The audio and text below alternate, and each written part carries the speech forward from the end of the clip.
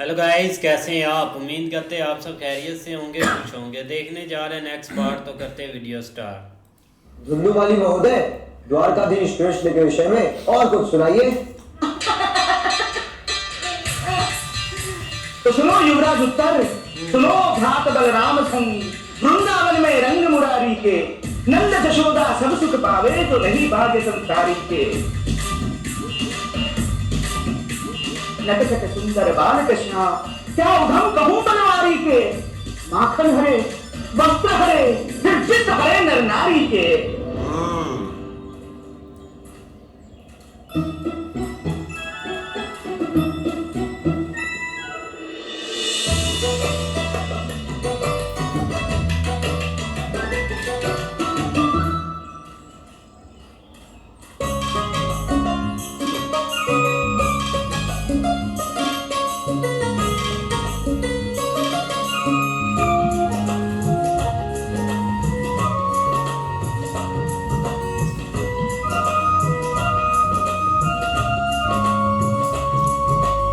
शीघ्रता कर, मुड़कर क्या देख रही है कौमुदी?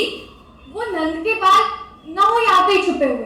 2 दिन पूर्व जब मैं मथुरा के राजभवन में माखन भरने गई थी, तो दुष्टों ने मेरी मटकी तोड़ डाली थी। यशोदा नंदन को माखन बहुत प्रिय है शुभांगी, किंतु उन बालकों को क्या पता, यदि ये पर्याप्त माखन कंस के राजमहल नहीं पहुंचा, तो उनके सैनिक हमें दंड देने आते। कंस का कोप वो नहीं जानते। चिंता मत करो, यशोदा देवी ने कान्हा को पूरा दिन उपवास कराया था और तो वृक्ष से बांधकर दंड भी दिया था। अब वही मट्टी फोड़ का साहस वो नहीं करेगा। कृष्ण क्या क्या कर सकता है ये खूब करने क्या जानती है। बलराम, अगर कृष्ण यहाँ होता तो अपने साहस का अभी परिचय दे देता, किंतु कहाँ है वो? चलो ढूंढते। कहाँ ढूंढिए?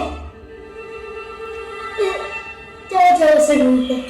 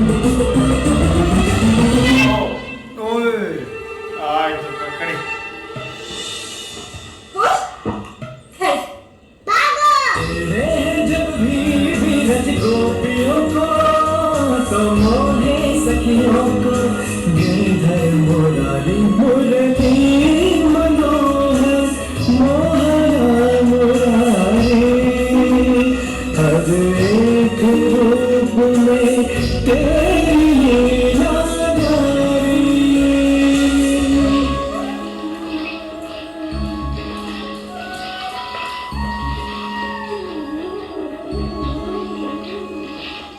यशोदा रानी, यशोदा रानी, यशोदा रानी, देखो तुम्हारे कृष्ण ने क्या किया।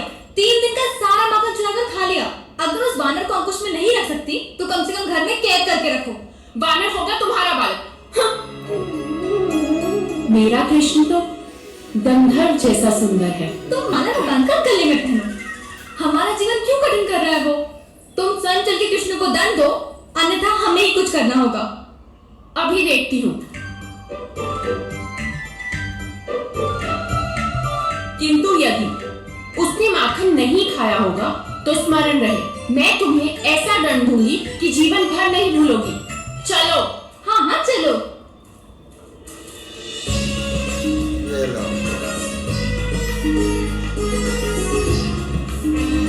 ये लो।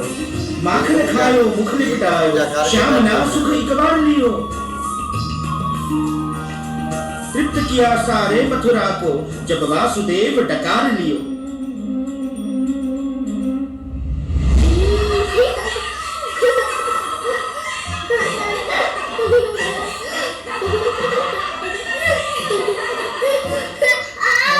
कृष्ण, तुमने फिर से उधम मचाया। तुम्हारे कारण मुझे इन स्त्रियों से कितना कुछ सुनना पड़ता है। तुम्हें जरा भी दया नहीं आती अपनी माता पर? हाँ दुष्ट, बोलो। माता लगती है।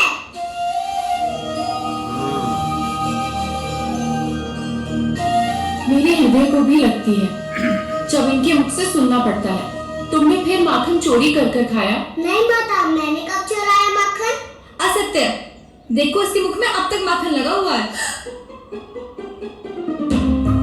ये लो। ये माखन? वो तो जब आपकी मटकी फोड़कर हम माखन ले आए तो इसने कहा खाओ। इस बेचारे को मैंने मरवाएंगे। कहा मैं चोरी की वस्तु खाता ही नहीं, इसलिए तुम सब खाओ।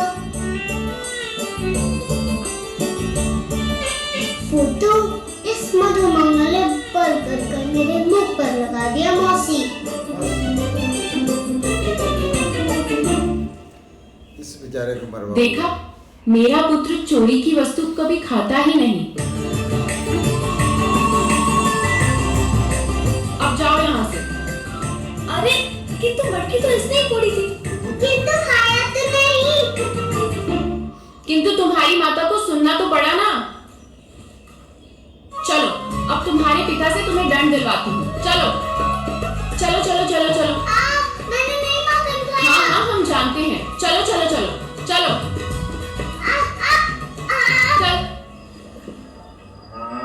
धान्य का आधा भाग कंस को देना होगा बिना। समग्र आर्यावर्त में धान्य का चौथा भाग कर के रूप में देने की परंपरा है, किंतु कंस हमसे आधा भाग मांगता है। चौथा भाग स्वयं रखता है और चौथा भाग मगध को भेजता है। मगध उस संपत्ति के बदले संरक्षण देता है। मगध की हर लालसा और कंस की सत्ता लालसा हम यादवों को कुचल देगी नंद महोदय। बहुत दिनों तक हम ये अन्याय नहीं सहेंगे। शीघ्र ही कंस का वध होगा। कौन करेगा उसका वध? कोई ना कोई तो अवश्य आएगा पिनाक। वो आ गया। अवश्य आएगा। श्रद्धा रखो। आर्यन, कंस का वध जब होगा तब होगा।